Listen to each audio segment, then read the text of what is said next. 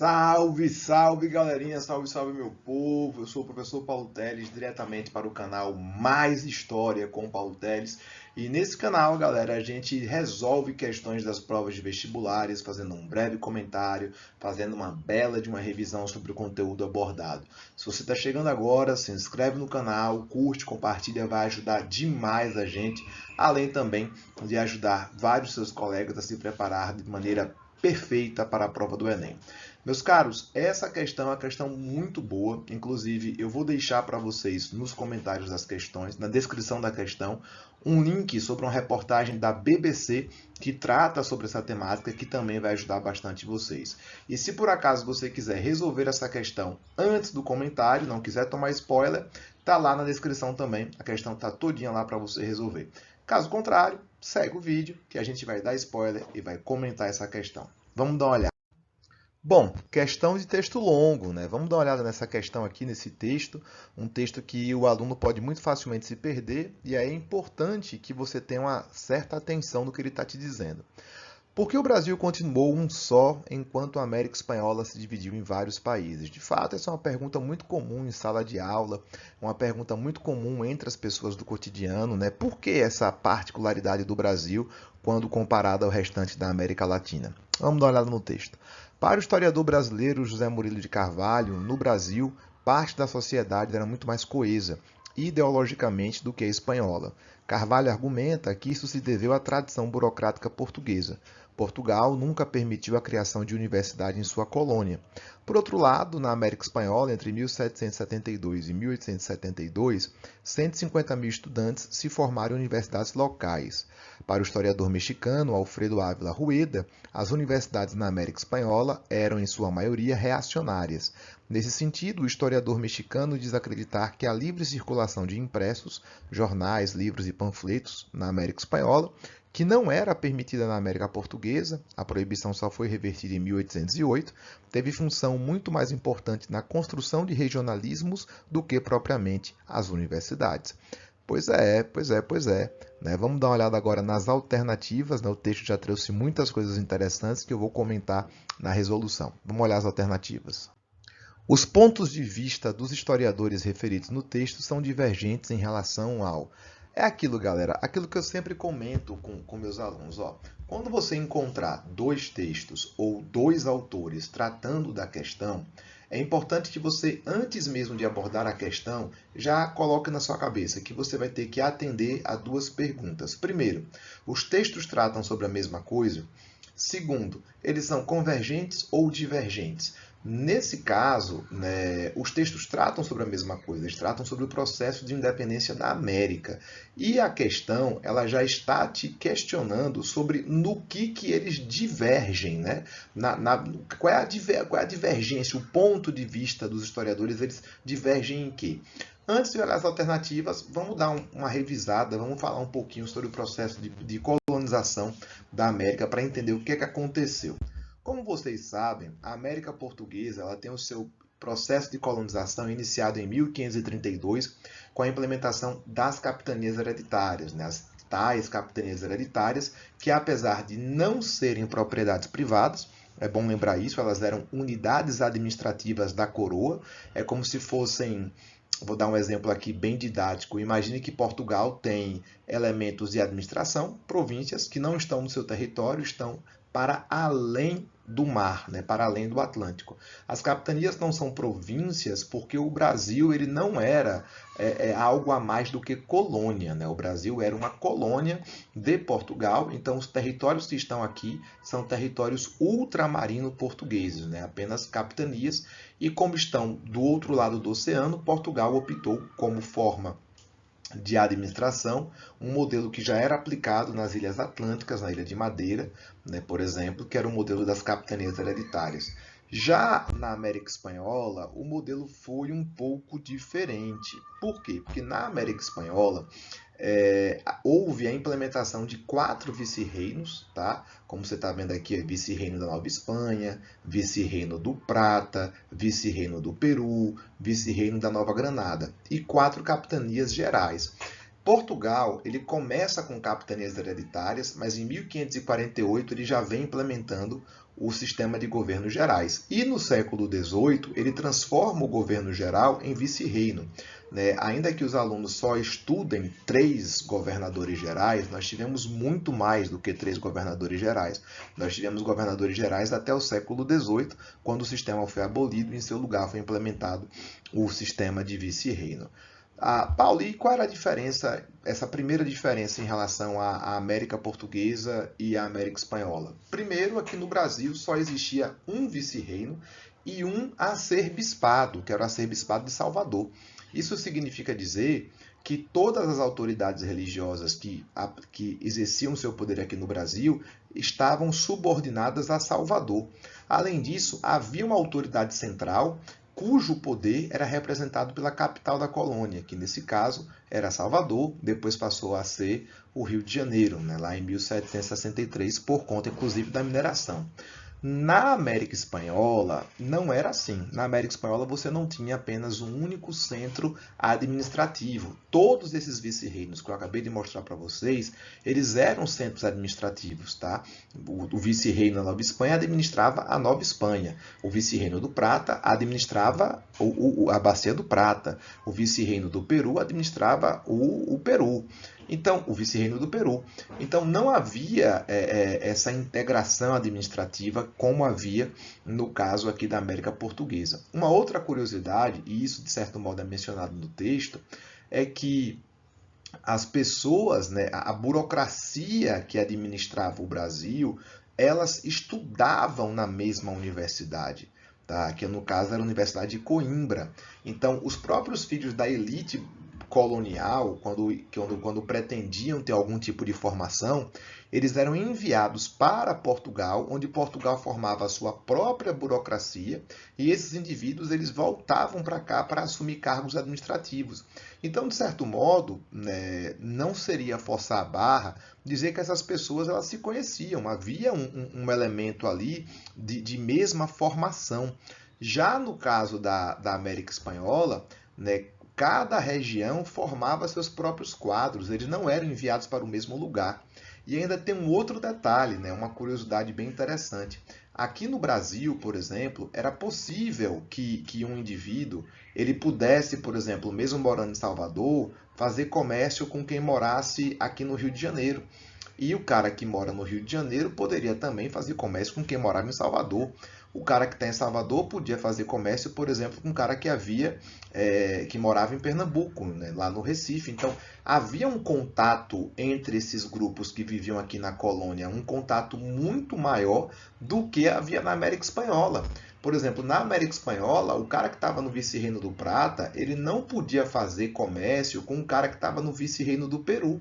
Cada um vivia a sua própria realidade e isso vai construindo entre eles uma dinâmica própria de colonização. Tá? Presta atenção. Ainda que a nossa colonização tenha se concentrado no litoral, todos vocês sabem disso, as principais cidades, os principais povoamentos são do litoral, isso não impediu que houvesse um processo de penetração para o interior, e esse processo de penetração formou o nosso território. Tá, Paulo, mas e daí? O que é que essas divergências acabaram provocando? Porque, até onde eu sei, as duas colonizações elas mantiveram a mesma estrutura, né? Era um mercantilismo, era a escravidão, havia o latifúndio, né? Havia a busca por metais preciosos. Sim, eu sei, elas são parecidas, pero não são iguais, tá? O resultado é que, durante o processo de independência, enquanto que no Brasil houve um processo de convergência para uma única autoridade, né, lá no Centro-Sul, que foi Dom Pedro I, e que vai submeter o restante do território nacional à autoridade do Rio de Janeiro e, consequentemente, centralizando o Brasil, na América Espanhola, a tendência é que houvesse um processo de fragmentação, uma vez que nós vamos ter vários grupos que vão promover processos de independências de maneira até simultânea, e mesmo que o Simão Bolívar tivesse se esforçado para manter essa integridade territorial, a gente sabe muito bem o resultado que isso provocou, né? A fragmentação da América Espanhola. A gente percebe aqui a quantidade de países que surgiram a partir do processo de fragmentação da América Espanhola. Um dos grandes idealizadores desse processo de centralização foi o José Bonifácio. O José Bonifácio, ele acabou sendo um porta-voz das elites e, ao mesmo tempo, um elemento que consegue convencer as elites a ver em Dom Pedro I a possibilidade de fazer uma ruptura política sem romper as estruturas do país, né? Sem fazer grandes transformações. Então, a nossa independência, ela é uma independência conservadora, ela é uma independência que mantém as estruturas coloniais, o latifúndio, por exemplo, que mantém a escravidão, por exemplo, e que concentra o poder nas figuras do imperador Dom Pedro I. Já no caso da América Espanhola, a gente sabe que resultou-se num processo ainda mais profundo, num processo ainda mais revolucionário do que no caso brasileiro, né? Não é à toa que em vários desses lugares a escravidão foi abolida simultaneamente à independência, e veio também a fragmentação, que quase aconteceu no Brasil durante o processo de período regencial, né, após a abdicação de Dom Pedro. Vamos ver o texto novamente. Para o historiador brasileiro José Murilo de Carvalho, no Brasil, parte da sociedade era muito mais coesa ideologicamente do que a espanhola. Então, José Murilo de Carvalho, ele já está trazendo aqui a ideia de que havia uma coesão maior, né? Como eu já havia dito para vocês, ó, Carvalho argumenta que isso se deveu à tradição burocrática portuguesa. Então ele está querendo dizer o quê? Que Portugal nunca permitiu a criação de uma universidade aqui, né? Que toda a formação burocrática era feita em Portugal. Então esses indivíduos eles já vinham de lá formados, eles estavam dentro do mesmo quadro. Enquanto na América Espanhola a gente percebe, né? Isso é apontado pelo historiador mexicano Alfredo Ávila Rueda, já uma autonomia nesse processo de formação de estudantes, ainda que essas universidades sejam reacionárias, porque muitas delas estavam sob o controle da Igreja Católica, tá?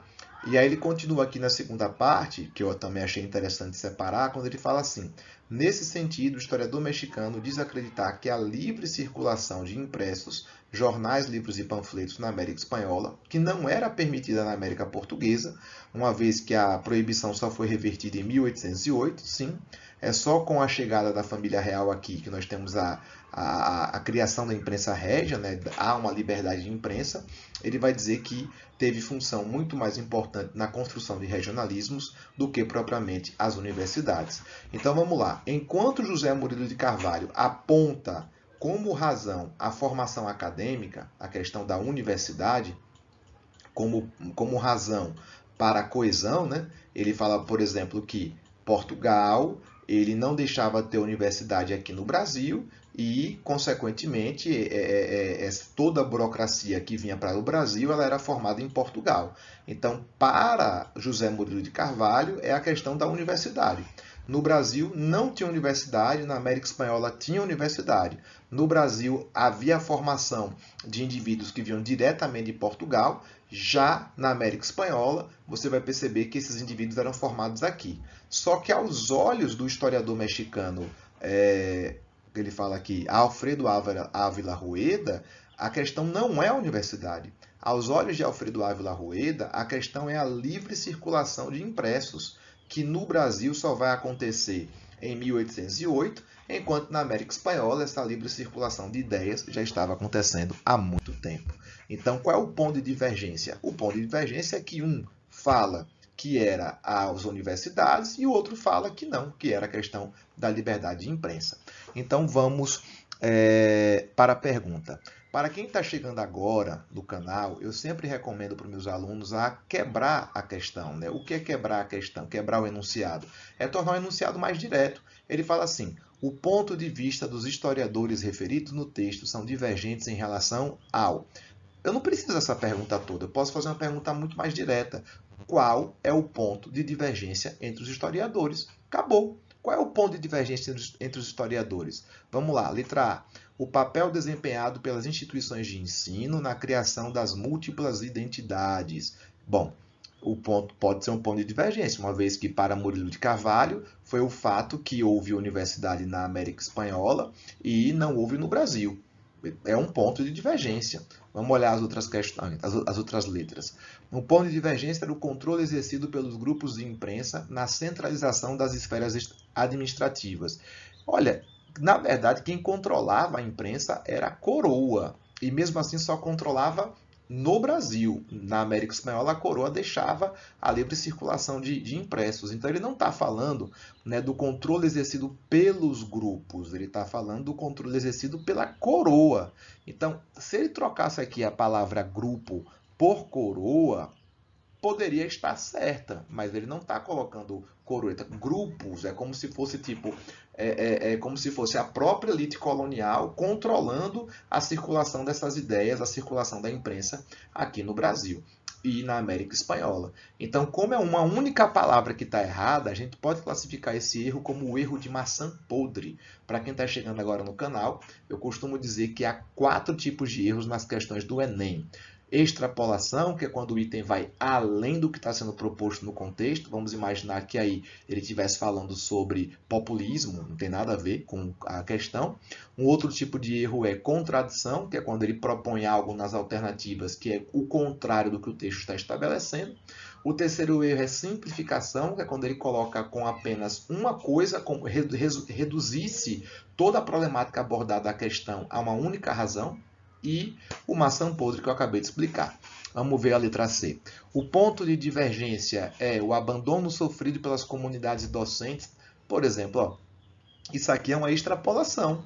Esse abandono de comunidade docente é algo que acontece nos dias muito recentes, né? A gente sabe que o professorado no Brasil ele vive uma realidade de abandono em boa parte da história, não só do Brasil, como também da história da América Latina. É só você olhar aí a situação das universidades dessas regiões. Então, é um erro de extrapolação. Não é algo que está dentro do contexto. Vamos mais. O ponto de divergência entre os autores é o lugar ocupado pelas associações de acadêmicos no fortalecimento das agremiações estudantis. Errado, né? Ele não está falando disso. Isso aqui, ó, fortalecimento das agremiações estudantis, isso é uma extrapolação, isso está indo além do que o texto está tratando. E o ponto de divergência é o protagonismo assumido pelos meios de comunicação no desenvolvimento das nações alfabetizadas. Isso aqui é muito extrapolação, não tem nada a ver, está indo muito além.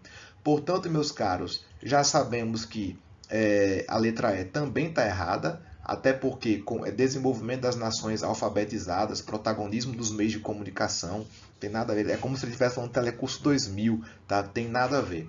Resposta, então, correta, letra A. Eu sei que o comentário ficou um pouco longo, né? Foram quase 20 minutos, mas para quem está procurando uma revisãozinha de processo de independência e os comparativos entre América Espanhola e Brasil, esse canal te dá um prato cheio, esse vídeo é um prato cheio para você, certo? Espero que tenham gostado. Curte, compartilha, se inscreve, ajuda o canal e a gente se vê por aí. Forte abraço, galera. Tchau, tchau.